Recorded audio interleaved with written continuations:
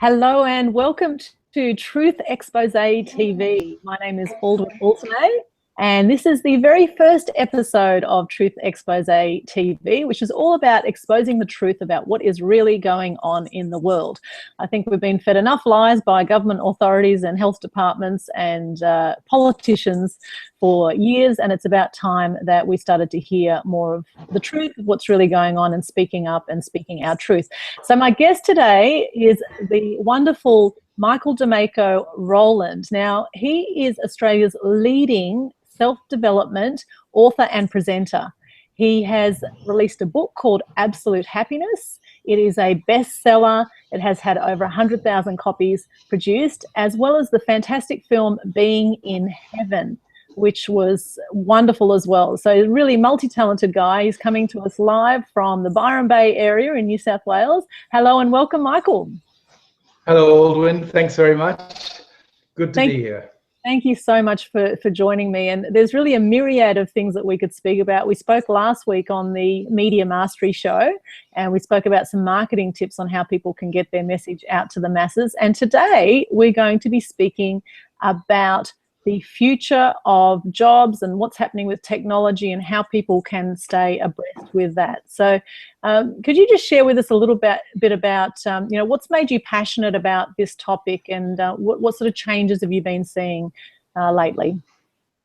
Well, what I found previously over the last 30 years is that I like to study the economy, the trends, the future. I had a very good friend who lived next door to me, Richard Neville, famous author, who was a futurologist, and we used to discuss the future together. And it is quite a straightforward thing to be able to work out what's coming, because particularly today, there's so much information out there. It's just a matter of having the application and the ability to put it all together, because there are always great minds around that you can feed from and get their ideas. And when you mix half a dozen or a dozen of those together, then you do get a sort of consistency that's very useful for other people. And I like to digest down into simple forms what the future holds for us. And so I've been doing that with my webinars, which I do regular webinars myself to my own clients, my mail list.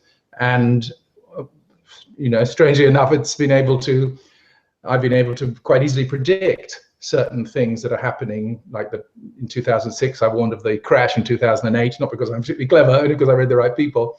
And a lot of people saved their homes and their life savings in doing that. So now I've been looking very carefully at jobs. Jobs are the single reality that everybody needs, because jobs means income, income means food and shelter. So people realize that jobs is crucially important, and we are entering into the most fundamental change and shift in the economy that has ever been seen in the history of the human race. Right now, it's going on. It started. I did begin to talk about this about 4 years ago, and people are becoming more aware of it. And the various turmoils we see in the world are all a result of this leap in evolution of the human race. This is what's happening. We're in a period of time. Evolution usually goes up in a very sharp jump and then plateaus for a while and then jumps again. And we're in the midst of a jump right now. And that jump will be landing in about 2 to 3 years' time for the new plateau, but many people will be left behind. And on the other hand, many people, if they follow the advice that we're going to look at here today, will be able to set themselves up for the rest of their lives. So it is a very unique time indeed. And of course, the key to it all, the central part of it, is our old friend, the web. But what you're finding, if you look around, is that there are three elements to this. The first is robotics, the advances in robotics. The second is the advances in artificial intelligence. And the third, of course, is the internet itself. Now, when those three become a hybrid, i.e. they all totally link together, then we will see extraordinary change. No one knows what it's going to be, but it will be out of the realms of science fiction, quite obviously.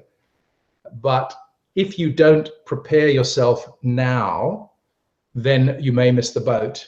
And we've seen in America many people of a decent middle-class lifestyle suddenly find they've been thrown out of work, and they're living in their cars with their families, They don't have a welfare system like Australia does, although Australia's welfare system is going to be shrunken. It has to. There aren't the dollars in the bank to cover everybody. So you can look forward to that. The pension is already getting much, much tighter. So that is the downside. And the downside is quite, challenging, no doubt about it. But the upside is even more fabulous in a sort of strength of what's coming. So I think that we should look probably at those individual elements one at a time. How do you feel about that? Is that clear? So what can people do? You're saying people need to prepare themselves now. What can they do then to prepare themselves? What should they be doing? The first thing that everybody should do is realize that you need to upskill yourself. You need to have a range of skills now that are income or money generating. You will not be able to rely on the certainty and security of jobs, for instance, of the economy operating in the way that it has always been in the last 100 years or so. And therefore, your only solution is to skill yourself up. You need a number of arrows in your quiver, and there is no use just hanging on to one thing. We've seen this previously. We saw it 30 years ago when manufacturing started to be moved across to Asia, and manufacturing in Australia essentially died compared to what it was. Many people in their 40s and 50s were thrown on the unemployment pile and never got a job again. Now, what will protect you is to do what you were born to do, which is to grow and evolve. Just like an apple tree grows and gives off apples every season, you need to grow yourself so that you can benefit from the massive, amazing opportunities that are coming. So really, we're looking at a division in society between those who are web savvy or internet savvy and those who are not. Excuse me. So that is what I would advise everyone to do. But it's not just any old skill. I should explain to you what's happening with regard to jobs. But is that clear so far? Yes, it is. Yep, thank you. Okay, so let's look at what's happening with jobs. The president of the USA puts out a White House report every now and again, which is, of course, very serious because it's coming from the top. So he has the best advisors writing it and so on. And they have said that within a handful of years, 83% of the normal jobs, the 20 bucks an hour kind of jobs, will go. They will completely disappear. And 33% of the $40 an hour jobs will also go, but that will increase too. And it's only the people with specialized skills who will be very well paid, who will continue to live as we have lived. The opportunities in the upcoming evolution of the economy, there will definitely be lots and lots of new jobs, but it's whether you are skilled enough to be of use. And why is this happening? One word: robots. Robots are coming in to take human jobs that are simple and easy to do. And every job that can be done by a robot will be done by a robot. You might have seen in the Gmail news yesterday that there was a report on a shop in Japan, first shop. They're experimenting with a company. It is an app shop, sells software. This shop is going to be staffed by 8 robots and 2 people. Wow. That's it. Previously 10 people. The 8 robots are leased to the company at $465 per year. So a staff member is $30,000 per year minimum. Yeah. Plus all the rest, insurances, etc. So they've got the 8 robots. The robots are little Japanese, pretty kind of fun-looking things. They have the ability. They've been programmed to perceive human emotions and body language and respond to that. Now that's pretty incredible in itself, that they can be aware of humanity and its behaviors at that level. They will, to every customer who comes in, they will explain what apps are available in the area that person is interested in. That person will relate to them as if they're a normal human being. They will take them across the shop to where the app is stacked on the wall, show them it, answer any questions, take them to the till where the humans are, and they will pay for it and go. Now, this is a first experiment. In Mackay, North Queensland, in Australia, in the Mackay Library last week, they announced the purchase of a robot in the library, the council this is, in the library, and the robot will take people to find the book that they're looking for. So you'll speak to the robot, I want to read Treasure Island by Robert Louis Stevenson or whatever it is, and the robot will say, great, I'll take you there. I've also got more other books by Robert Louis Stevenson you might be interested in, and relate and communicate to you, wheel you, they're on little wheels, they'll wheel you across, you know, the little half-sized, like a child, sort of a 12-year-old child size, take you across to the shelf, point it out in the shelf.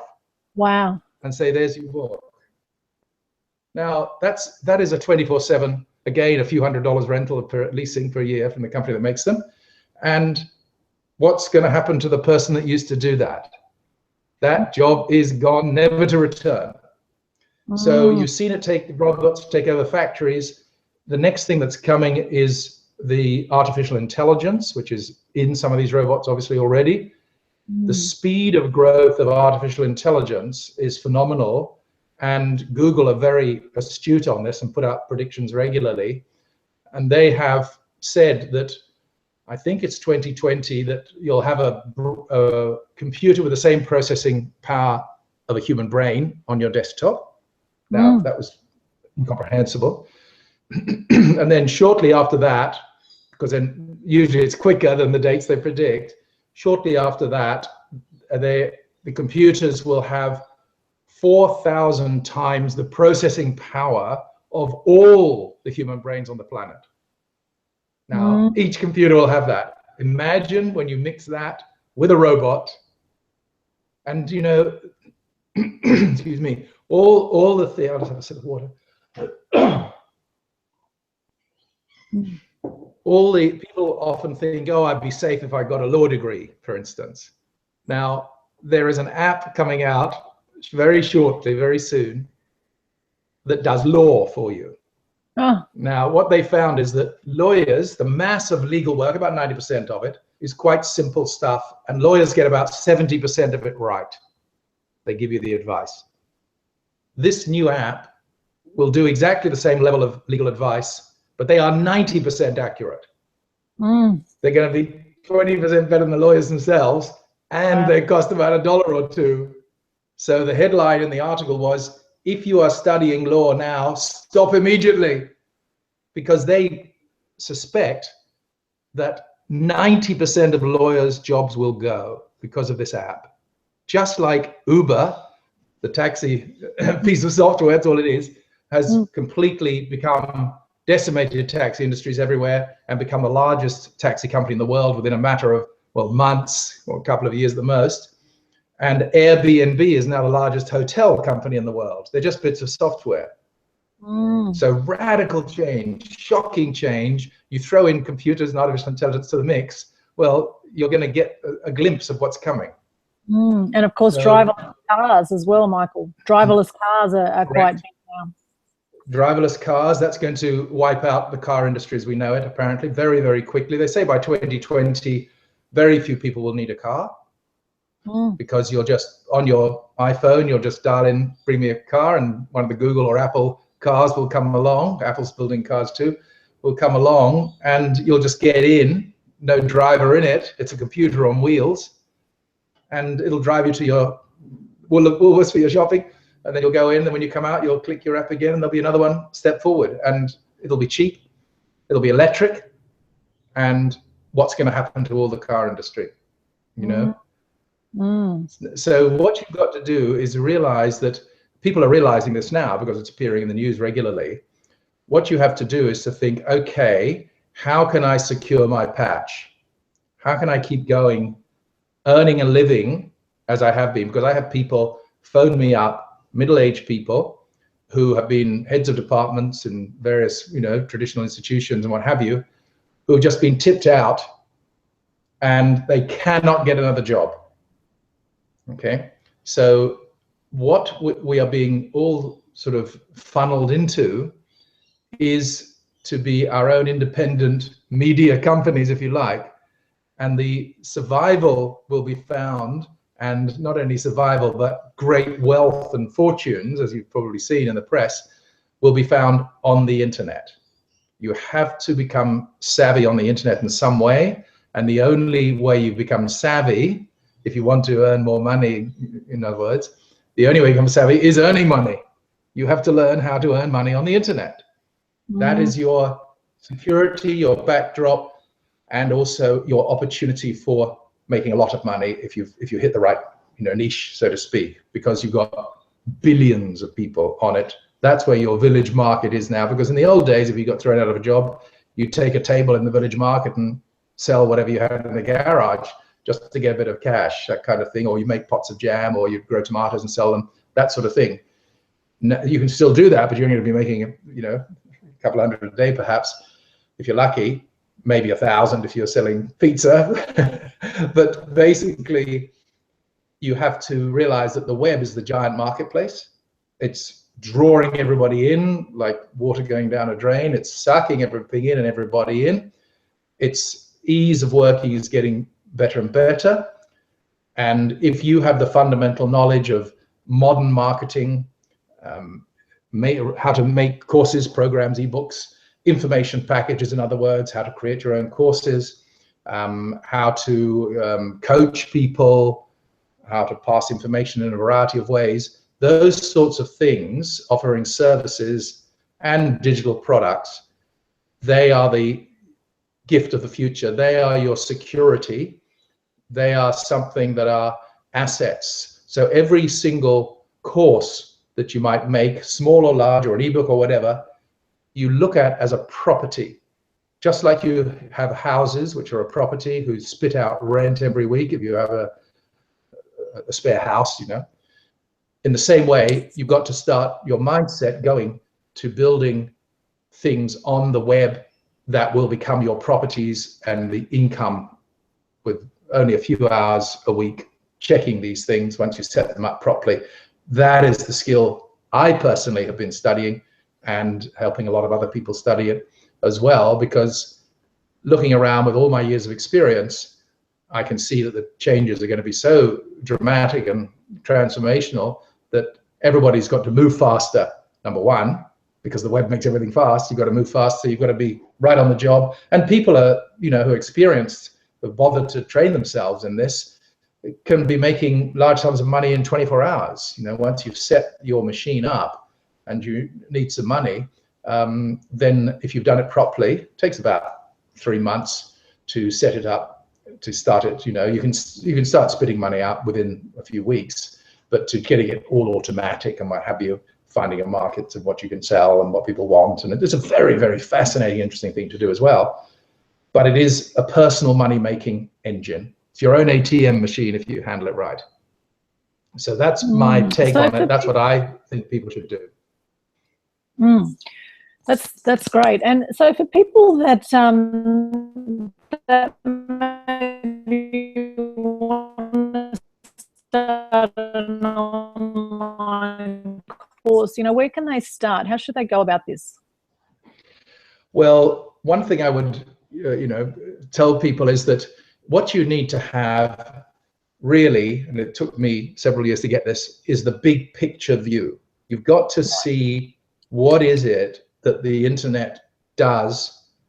How do you work it? What are all the elements in place? Because it's easy to go on the web and find an inexpensive or usually cheap course which teaches you how to write an ebook or something, or how to make a Kindle book work, or bits and pieces of courses and things like that. But these are the sort of the end tips. They're not much use to people. Most of them are just poorly made, quite frankly. At least 80% are poorly made and are rubbish. But what you've got to first of all do is to get a framework in your mind of how and what the internet is commercially, because obviously it's got a lot of other aspects apart from selling things. So the first thing you have to decide is, or realize, is number one, I am somebody who has to make something or buy something and on-sell it. In other words, offer it to people who are interested in the product. Okay, that's the first thing that you need to do, because many people actually just sell something that they're interested in, and that's not such a good idea. And unless you have the big picture overview, it's like going and playing a soccer game. Somebody tells you to play soccer, all you have to do is kick the ball and try and get it in the goal. And you just kick the ball along, and that's all the information you're given. So you go on the soccer field, suddenly you find there are other players there ready to tackle you, and you don't have any conception of the whole game of tactics and strategy and passing the ball to certain people who are fast rather than the slow ones. And there's a whole, it's a life skill playing soccer well. And this is what the problem of the internet is. Somebody sees some little ad for something which says, oh, you can make millions of dollars by doing this, but you haven't got the complete picture. So my personal discovery over the years I've been doing this is that everybody needs that big picture view, because they get muddled up in making a website. A lot of people think, oh, I've got to make a website. How can I be on the web without making a website? That is a wrong conclusion. There are plenty of people who can make a website for a couple of $100 for you. So don't bother to become an expert. Learn it a little bit just so you're familiar with it, so you can communicate properly. But there are many, many elements. And so my advice is to get the big picture overview of how it works. Don't go along and just do a course where they say, oh, we'll teach you how to build a membership site or something like that, or make an ebook, and that's all they teach you, because that's only one slice of the pizza. So that would be my first advice. Invest in yourself, get the complete picture of how it works, what it is, what you can do, and then you find, once you get that big 30,000-foot view of it, it is so easy to work out what it is that you want to do, as long as you start at a sort of simple level. So that would be the first thing. Definitely do that, and then become skilled in the major elements of it. And you can sum that up by saying you've got to have something to sell, and then you've got to have people to come to buy it from you. And in between that, of course, you have the how to sell, what to sell, in the sense of the copy that you put on, the videos, the sales letters, and making it attractive to people and giving them free gifts. And there's lots and lots of elements, but essentially it is have something to sell, sell it by driving people to your site. If you can get your head around those two, you've got, the majority of it, but there are many, many nuances that can save you a hell of a lot of time. Things like headline writing, that alone is a tremendously powerful skill. Yes.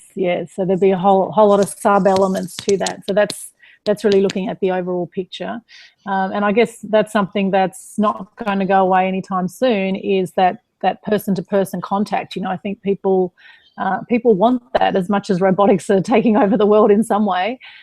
People still want to connect with other people, and they want to learn from other people. So I think that's a big thing, is building your community and building those alliances with like-minded people that you can help with the knowledge that you have. That's right. And what people are doing now, as you probably hear in social media, is that they're forming tribes, where they form tribes of people that have the same interests. That's what that means. Can communicate well together, and you build a tribe. It doesn't mean you have to be, a lot of people feel, oh God, I've got to be on the web all day, every day, helping people with their problems, and oh, I can't be bothered with that. It's not like that, fortunately. You might have a weekly meeting or something of that nature, and send a few emails out, or a little article, share it on your posts and Facebook and things. So having a little tribe is just a community of people who are interested in the subject you're interested in. So if you're interested in how to train Alsatian dogs, you're not going to be every day talking to somebody who does that for you. You just drop in and join the club for a little while, and then out you go. So everything's moving, as Facebook is making us all go, onto the social media. That's it. We cannot avoid it. It's just happening. And therefore, you've got to know about that. And you also, my thing is, I want people to make income, because it's no fun being out of work and having no income. It's probably one of the toughest things that can happen. It's very challenging. So you have to develop these skills. And that's really the bottom line.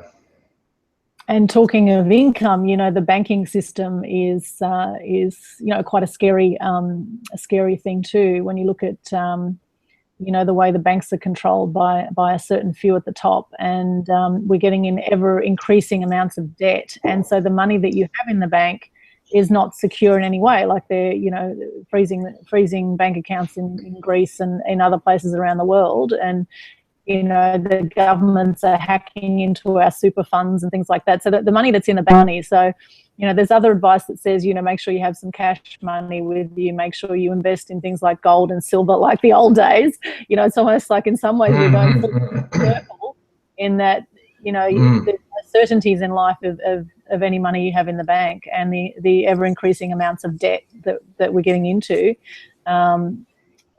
You know, with the central banking system that was set up in 1913, you know, some of the things going on there are pretty scary when you start looking.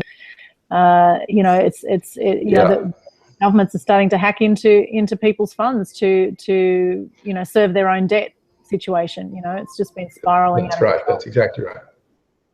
That's right. Well, that's true. You had that, you know, in Cyprus, that over the weekend the government took out percentages of people's money, just otherwise they were going to go broke, so they just wiped it out and took it without telling anybody. They invented a tax on the Saturday morning and applied it Saturday night and had all the money in the government coffers on the Sunday, kind of thing. That has happened. Now, the advantage of being in Australia is because of the 4 big bank sort of monopoly, or quadropoly as it's probably called, we are the best in the world. Banking wise, we have the best, strongest banking system, fortunately.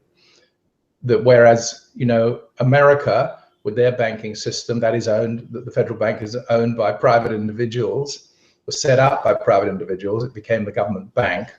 Now that has its own safety because it can print any amount of money it wants, just keep printing it, and there's, you know, they just make a bigger and bigger debt, and they'll wipe out the debt down the track, and you know, they can play any game they like. But people who are tied into the US dollar, like many of the other countries in the world, they are the victims. That's what's going to happen.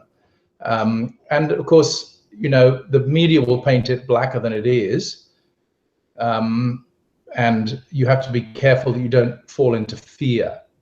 If you fall into fear, that restricts your mind working properly, and you can't see a way out. If you're in anxiety or fear, and I'm doing work on helping people a lot with that through my meditation courses and anxiety dissolving courses, what you find is that there is always an opportunity, an idea that you can follow up with to make money if you have been studying, in these days, the web, obviously, if you've been studying how it's done.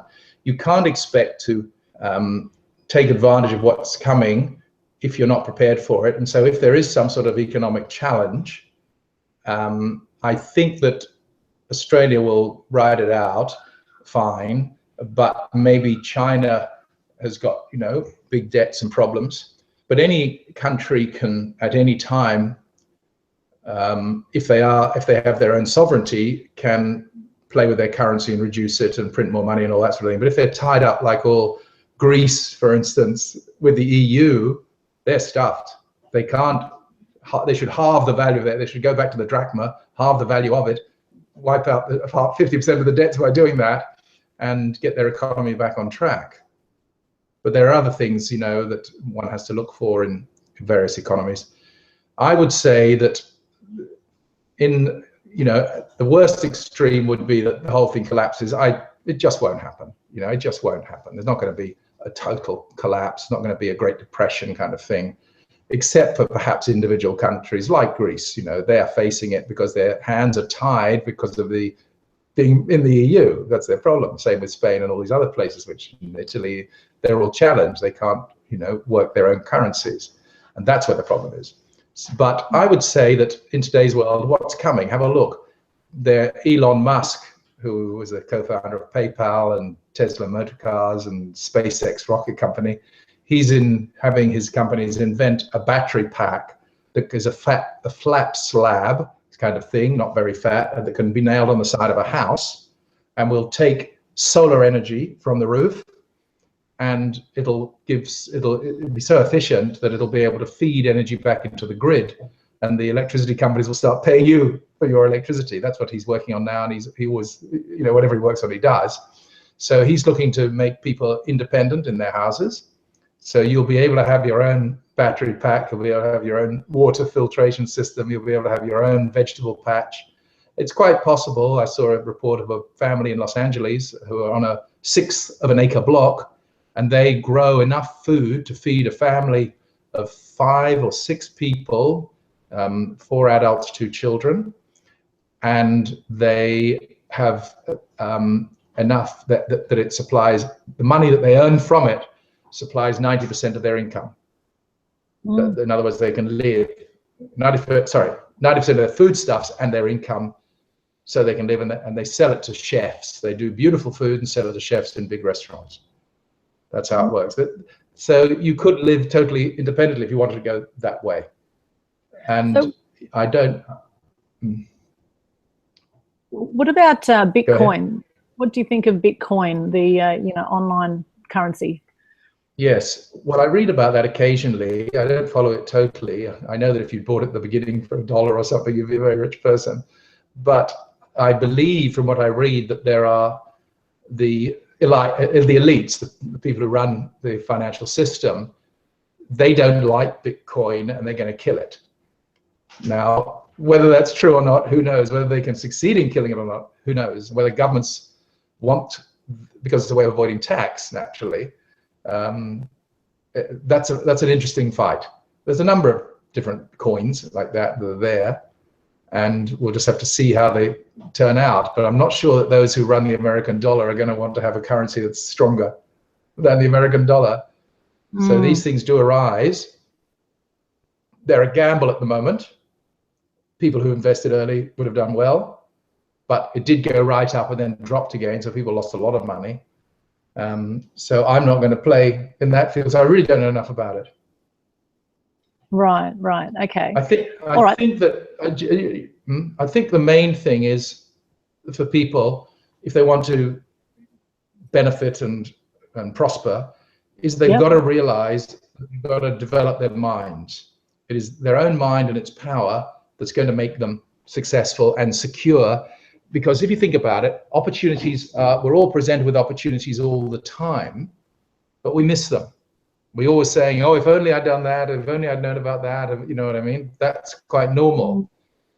When you develop your mind, in other words, you sharpen it up through proper mind power and mind development techniques, not the simple things you see, but real thing, then what you find is that you awaken an intuition, an insight, a perception that reveals to you precisely what to do. If you stay in a position where, excuse me, where you really do not develop your mind, you are compromising your life. So it's great to be physically fit, obviously, but everybody leaves their mind out. Nobody realizes that the mind is not just a tool to learning academic subjects and skills and what have you. It's a tool that has tremendous powers, and these powers can be applied in your life to your relationships, to your money, very strongly. You only have to look and see some of the wealthiest people in the world are long-term practicing meditators. You've got to do proper meditation. There's a lot of things called meditation which are just relaxation and are useless to you. In fact, 90% of them are useless. They're nice for relaxation, but not for proper meditation, for mind power development. And if you do that, you look at, well, the best example is Steve Jobs, the founder of Apple, which he made from his back garage within 30 years to be the most valuable company in history. Multi-billions, hundreds of billions of dollars, most powerful, company. Extraordinary. And he was a lifelong student of yoga and meditation. When he was a young man, he went to India and learned to meditate, and he brought that back with him, and he would read yogic books regularly, and he developed his mind. Apple is a result of Steve Jobs' mind power, nothing else. That's it. He developed his mind power. He was able, therefore, to perceive what's necessary, to create the products that people wanted, and make sure they got distributed and were marketed correctly. All those things come from his mind. Now you look at another example, Clint Eastwood, lifelong meditator, strangely enough, Dirty Harry. He's still directing in his 80s. I think he's 83 now, and he's still directing very successful films. You look at the richest hedge fund trader in the world, Ray Dalio, worth 15 billion himself. Again, multi-decade meditator. So when you start to look through these kinds of things and you see who's doing it, you realize there must be something in it. How is it that all these incredibly successful people, including Oprah and people like that, you know, you lift the lid, you'll be shocked. So I've taught 38,000 people to meditate over 20 years, and I have had the most positive response from people who practice meditation compared to anything else. Because how many thousand, sorry, Michael, how many thousand? 38,000 I have. Okay. 38,000 Wow. come to my live meditation training. I do it on, I've got, you know, audio products now to do it, quite inexpensive, but you need to learn, you know, how to meditate properly. That is the single key reality to make your life better, to protect yourself from people who might be trying to manipulate you, to perceive what's coming in the future with all these worrisome things that we've been discussing. It's really crucial. In fact, my mission in life, if I could term it like that, is to get as many people meditating as possible, simply because if you want to be happy, just meditate. Meditation will make you happier quicker than anything else. So whatever your issue is, if you meditate regularly in the ways that I can teach you, then that is a tremendous benefit for everybody. They say we only use about 10% of our brain. So part of that accessing the other 90%, or the power of this meditation. So how can you tell the good meditation from, or the really effective from the not so effective? What are some things you do differently in your meditation? Yes. Meditation in the sense of the mass market version always appears something small, easy, little tiny. You only have to do 5 minutes a day and you can be happy for the rest of your life, and all lies like that. They're just, there's a lot of marketeers, salespeople who've just got into meditation because it's popular and are you know, picking something out of some cheap book and making up a course about it and pretending they're the guru and what have you. So the first thing is, if you're going to go to a meditation teacher, you must go to somebody who has studied under a recognized master, an enlightened master, which is from India recently, of the last, you know, few hundred years, obviously coming to the West, and who has gone through some sort of course and with that person, and has followed precisely the teaching methods that they are offering. There's a lot of people there who call meditation simple relaxation techniques. Now, they're very nice, don't get me wrong, that's exactly right, but meditation is something to do with freeing your energy system, removing all the you know, deeper challenges that people carry through their life. By increasing your energy system, you awaken more of the brain. They've got pictures now. The brain actually lights up if you're a proper meditator. It literally, normally the brain has a little bit of light in it from these sort of scans they do. You can see little bits of light in a tiny bit of the brain.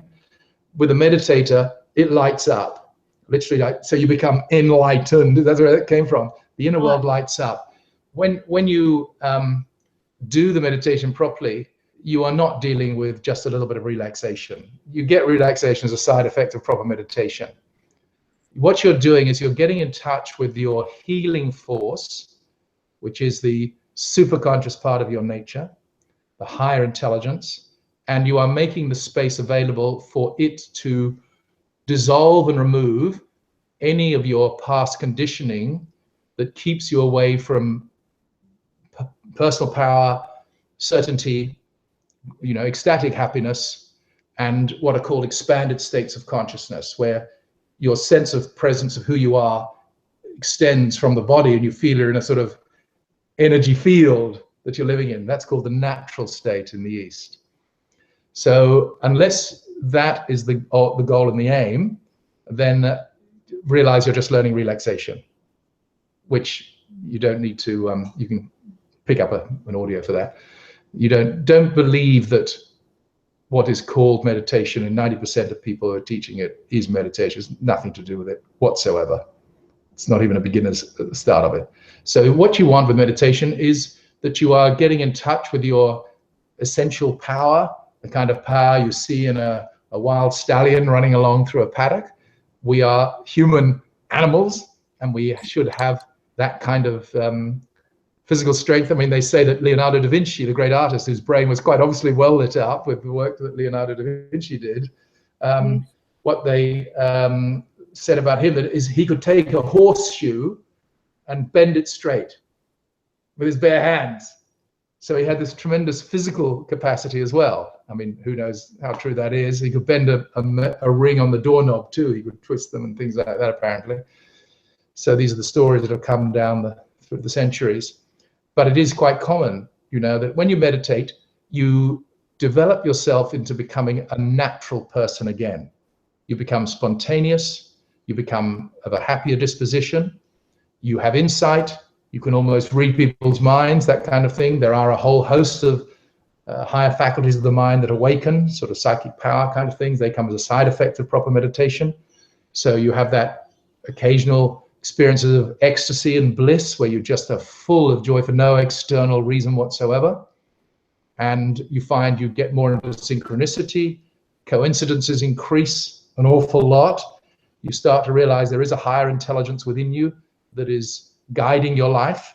It is your own self, your own higher self, and it is guiding your life. So you learn to allow that to become more into your experience. You learn how to manifest what you want, because your ability with, you've heard of the law of attraction, that was very popular previously, but the reality is that your power of attraction is based on the level of energy that you are in. Only proper meditation will raise your energy. So if you want to make these things work, that's what you've got to do. You've got to learn to meditate properly. That is the core fundamental of any personal growth.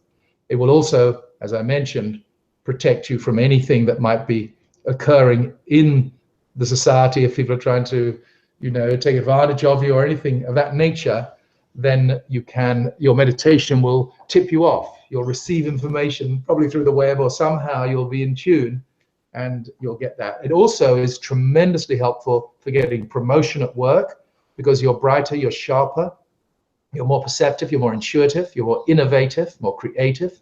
So you become a very valued employee, or if you're in your own business, that's what you need to do as well. And the other thing is that your relationships improve dramatically. If two people are in a relationship together and they are both meditating properly, and I emphasize that, properly, then what will happen is their relationship will become more and more a heart connection. They'll be able to communicate with each other. Negative emotion will fade, and they will find that it really is the marriage usually, or a close committed relationship, really becomes the core of their life, and they benefit from that greatly. And if you're bringing up children, meditate every day, because children go through all sorts of phases till they become adults, and it's very helpful if you want to give your children the best chance in life to change your own state, to improve your own state. And then so there's nothing that doesn't benefit, because it's like running in a race. If you're very well trained and you're a good runner, you'll outrun everybody else. But if you're not, if you're just a slob, you're not going to get anywhere. So in the same way, if you do your system, your psycho-emotional, physical system, this thing you call you, and you tune it up, you get it humming, obviously everything's going to be better. And the only way you can do that is through proper meditation. Very good point. So what is your routine? How much meditation do you do, and how much do you recommend that people do? And do things like I mean, I do yoga sometimes, and Pilates and that sort of thing. Yes. And I find that's really great to reduce stress. Yes. yeah, how much should you do, or how much, how much do you do? How much? I would, well, traditionally they say that recommend? people should start with, traditionally they say that people should start with 20 minutes twice a day. Okay. Just to get them going. And in a month, you will not know yourself. People will come up to you in the street and say, have you been on holiday? You look so well. You know, people would come up to me, and I was in an acting class once, and a guy came up to me and took me aside and said, look, I've got to ask you this. I've got to ask this. What are you on? He thought I was on some sort of drug. And I just, what are you on? It was a great line. So, so this is what people notice. You know what I mean? People look at you and feel drawn to you and sidle up to you at parties and say, you know, why is it you're so happy, and or whatever. So that is definitely, so 20 minutes twice a day in a month, you'll be very surprised, again, if it's done properly. And if you do it regularly, within a few months, you will find your life profoundly transformed. And you can do more. I do more. I was up to 3 hours in a sitting when I was younger, just to see what would happen, and it was really interesting. But I would recommend 20 minutes, half an hour a day. Do that every day, and your life will be so much better. And you can even do, you know, 15 minutes, but 20 is really the best if you want to experience the fundamental changes. And it's much better to do some rather than none, because in the beginning, people find it hard to set the new habit. So I always say to them, well, start with just a few minutes a day, what you can spare, and gradually build up the habit, because you'll notice the difference, and you'll gradually build up the habit. And then it'll become easy to do it because you enjoy doing it, you know. Right. I'm really intrigued, because I've done a bit of meditation myself in the past, and sometimes I just fall asleep. They're really relaxing ones that I've done. But I'm intrigued about the elements that need to be included in, I guess, proper massage. You know, do you kind of go within yourself and go through different colors and then visualize what you want? I mean, are there certain crucial elements that need to be in a proper proper? You don't need to worry about any of it. Yeah, you don't need to worry about any of that. That's all new age stuff. Nothing to do with traditional meditation. You see, what they don't know, these people, is that, and there's nothing wrong with doing techniques like that. On the contrary, they're useful pre-meditative techniques. You know, you do deep work, looking within yourself, using images and powerful symbols, but you've got to be looking for the superconscious. That's what you're trying to do. You're not trying to make you the individual you believe you are, which is a collection of personality structures. You're looking to find your true self, the essential nature of your being. That's what you're doing. So you can't find your true self, the personality, because a personality means, persona means a mask. So it's a mask that the true self wears for you to interact in daily life. That's what the personality is. So fiddling around with the personality to try to access the meditation energy is not a great idea. Doing something with personality is another subject. We can talk about that in another session, because that's a very interesting thing. Right. But what you've got to do is realize that you are attempting and inviting the superconscious, your highest intelligence, to come in to heal, harmonize, and balance your system first of all. That's the first thing. You can't do that with any of the tricksy things that are out there. They're quite good for, as I say, relaxing. But what you want to do is to get in touch with the superconscious, which is the healing force, get out of the way, doing things, and allow it to come in and fundamentally, at the deepest possible levels, clear you up, remove fear, anxiety, confusion, all those things. Let the higher energies which are within you come in from where they're stored around the pelvic region. That's where most energy is stored. And when this energy awakens, you find that it is conscious, it knows what it is doing, it is intelligent, it has got all the information that it needs to do the right thing, and it is energetic, and you can feel its energy. And it's very common in my meditation. I run meditation weekends in Byron Bay and various places, and people who are interested in doing the work properly come there, and many of them have profound and marvelous experiences. You can see the stress and the anxiety and the worry just washing away from them, and that is a marvelous thing. So with proper meditation, you are aiming for the superconscious. That's the real key. And intellectual knowledge of superconscious is very, very helpful. We do a lot of superconscious things for people as well. That's what they say. We're spiritual beings having a human experience, aren't we? So that's right. That's Deepak likes to say that. Yeah, and if you think about insight is sight from within, isn't it? So, you know, I guess moving past that human experience and you know, feeling things energetically, I guess, sensing the world around us, the unseen, seeing the unseen. I guess that's what meditation would do, is give you access to that. Yes. Meditate. See, you mentioned we use 10% of our brains. Well, you can see usually that there's differing amounts based on what you're doing. They can photograph activity in the brain. But if you say the mind, we use 10%, then that's better, because the mind is what's called a transpersonal faculty. It goes beyond the body, and we have a bit of it inside us, which the brain is the translator for.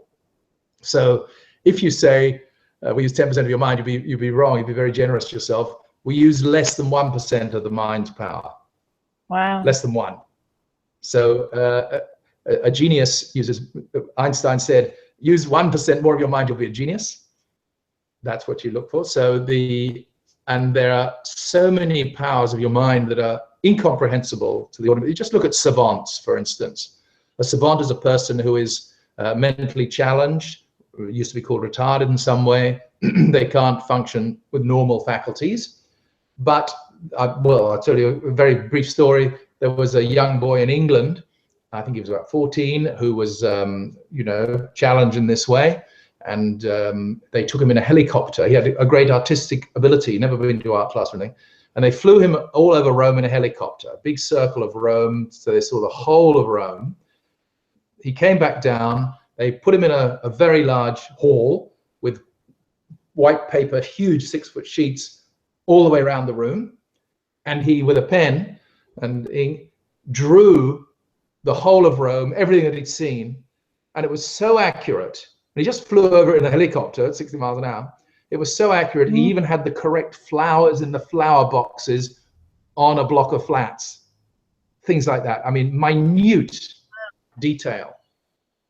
He was completely incapable of going to a school and learning things normally, but this gift came to him, who knows how. It's a super conscious gift, and he was able to do that. Incredible. So they just brush that aside. They don't go, hang on a sec, how is that possible? Is that little bit of gray matter doing it, or is there something else, some consciousness mind stuff? Well, I know there's something else, quite obviously. And doing that, I mean, you can train yourself like Mozart was trained from the age of 4 by his dad to be a great musician.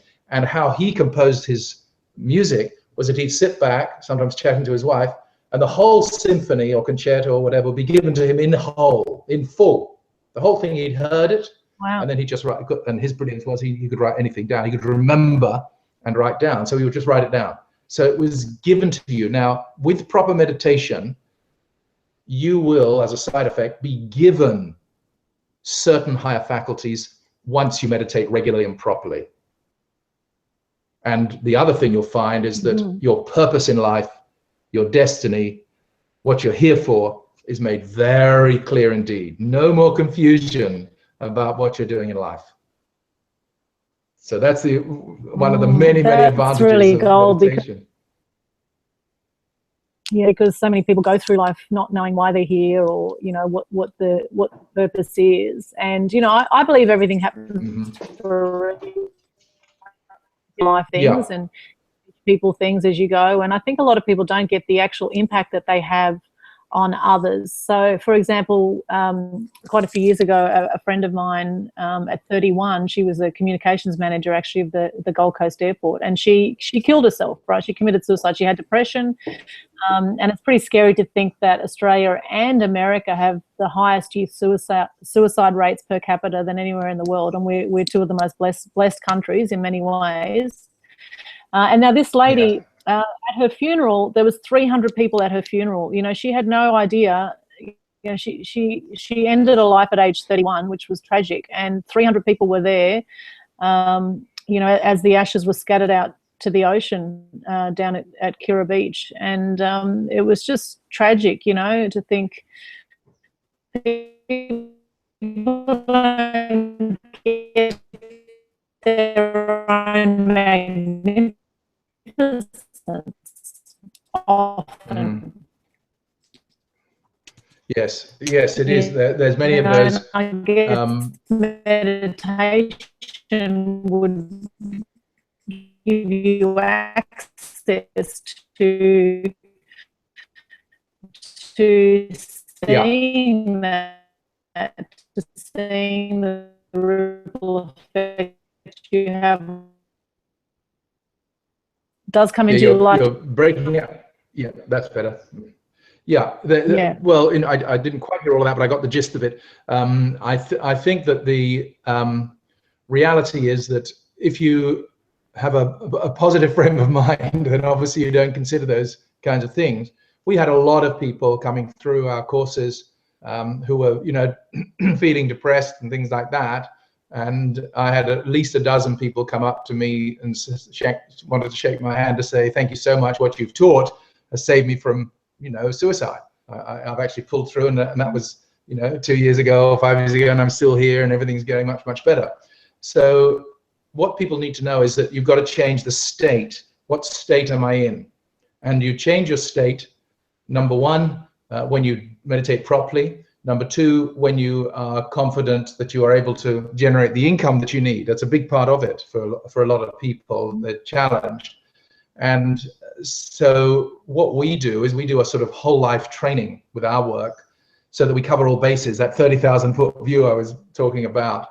So, in relationships, if you don't understand that everybody's got a number of different aspects of their personality, you can, and by realizing that and doing work on it, you can change any negative experience if you do what's called separation work, where you realize that it's possible to express different parts of your personality in the relationship, and you get control and confidence over the personality and its structure. Very, very interesting side of it too. But I would say that as long as people realize that meditation, which is awakening their energy system, their higher states of consciousness, their higher intelligence, obviously, into their daily life, that is the solution for everything.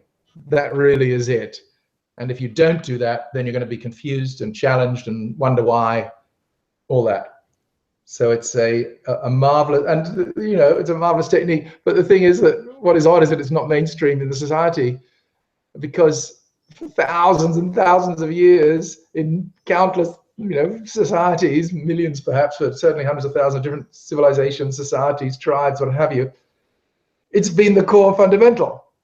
You just have to go to Asia and look at all the pictures, all the statues of people meditating. I mean, it is the culture. It is the central piece of the culture. It's not in our world, but that's my mission, is to bring meditation into the mainstream in the Western culture in a way that's attractive to people as well, but also at the same time aim it for householders and and aim it for householders. So because a lot of people feel that meditation, you go off to a monastery or an ashram, or you become a hermit. That's not it. You include it in your daily life. You use your meditation abilities to generate more income, to have better relationships, to have better with your kids, and enjoy life better. That's what you use it for. It's an all-encompassing practice. That sounds fantastic. It's nearly been an hour that we've been chatting, Michael, and we could chat easily for many more hours. However, we will need to wrap up this very, very shortly. So how can people find out more about you and maybe get access to some of this great meditation that you do?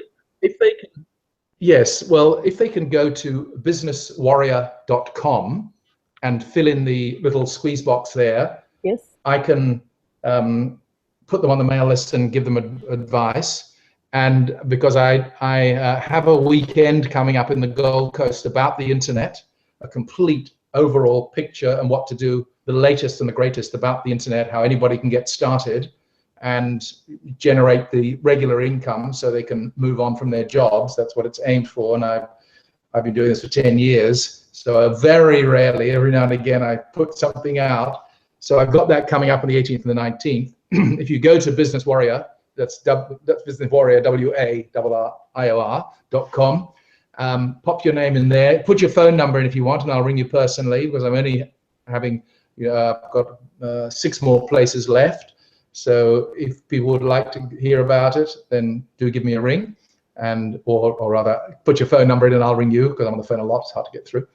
And they can do that if they're, and I will put them and give you everything. Anyone who puts their name in. If they're interested in meditation, then there is one more site called Whole Mind Meditation. That's WHOLE, wholemindmeditation.com. And that is purely for meditation. There's a course there, an audio course that they can get for that as well. But whichever one you put your name in, you will get onto the email list. And I do free webinars usually every week on a variety of subjects.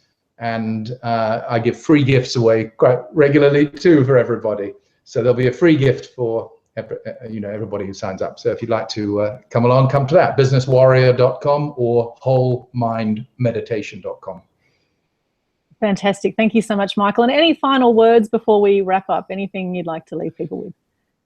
I would say that it is essential that you retain optimism, because in this world that's coming, there's, in the next 18 months to 2 years, there is the biggest opportunity financially for people than there has ever been in history. And that is that everybody's waking up to the fact that the world is changing, robots are coming in, jobs are going, and what have you. And what they're all doing is they're getting on the web and they're looking for opportunities to learn things. So if you can start out part-time, casually, full-time, whatever, start up a website with an ebook, a little e-course. It's all very easy to do, as I'll show you if you come to the weekend. If you start with that, then you will find that people will buy, because there are so many of them. There are hundreds of millions of people looking for training. You can coach them, you can teach them things, you can sell little ebooks, e-courses, mini courses, master classes. There's a whole range of different things that you can offer, and they can be in any field whatsoever. It can be to do with dogs or cats, it can be to do with jobs, it can be to do with become skilled in anything whatsoever. If you have an interest, you can sell it. That's the era we're in. That will not last forever, but you can make a small fortune. I suspect anybody can make a small fortune by following the web advice, and I'll certainly help you with that if you are able to come to the weekend. You'd love the weekend. It's just great in the Gold Coast. So that's what I would suggest, that be positive, realize you are the creator of your life. You need skills to create your life. Get on with it. Have a great life.